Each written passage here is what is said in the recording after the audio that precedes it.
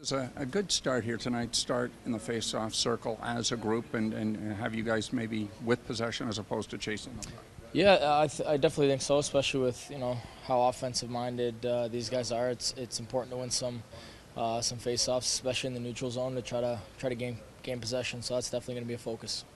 When Gino Malkin is kind of going at top speed, what is the biggest challenge against him? He's got 20 points in 11 games here.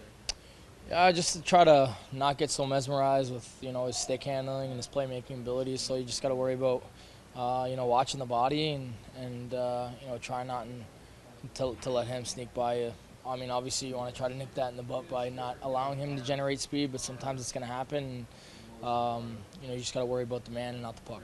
You like to kind of get physical and get engaged. Is it harder when a guy is the size of and kind of can move like Gino? Yeah, no, he's a special player for sure with the size, and he uses his body well to protect the puck down low.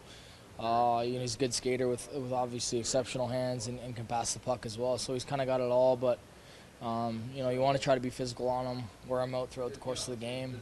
It'd be tough, but I think that's your best bet. A few years ago when they had that behind-the-scenes thing before the Winter Classic, there was a shot where Sid is going like, "Oh, Kadri's a little bleep and bleep." I mean, is that the type of thing you thrive on, like when you go against a guy like Crosby, that's an indication you're getting under his skin?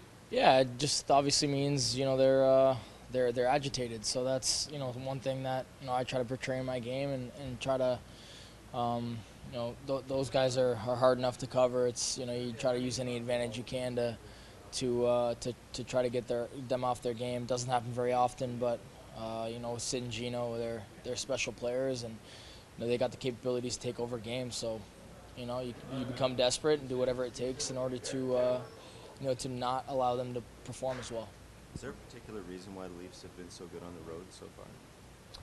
I don't think so. I think just being able to be resilient and get off to a good start. Usually, I feel we get off to a good start in opposing buildings and allow ourselves to take over the game later in the game. So I don't think there's any specific reason. It's just how it's been.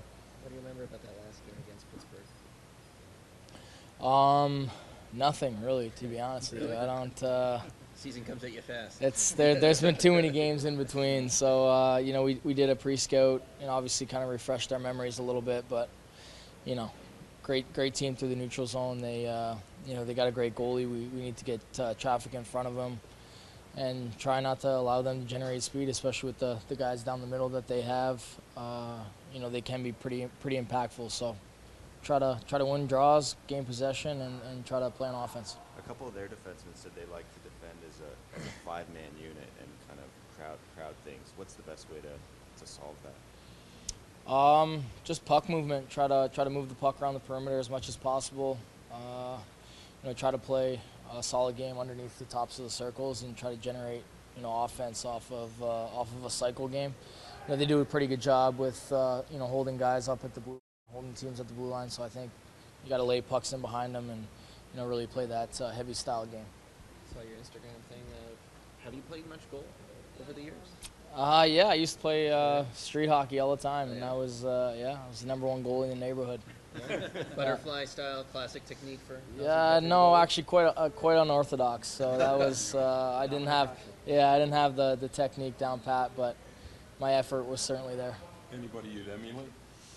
Not really. I mean, I loved Patty Waugh growing up and his style, and obviously he'd play for the Canadians when they were lights out. So I just kind of tried to improvise and make the highlights. That's really all it was for me. So when you made a glove save, you made sure that everybody knew oh it yeah, was in there? Yep. I'd be flashing it for sure, and I'd always try to leave the glove side open. That way I could have the opportunity to do that. So that was my style.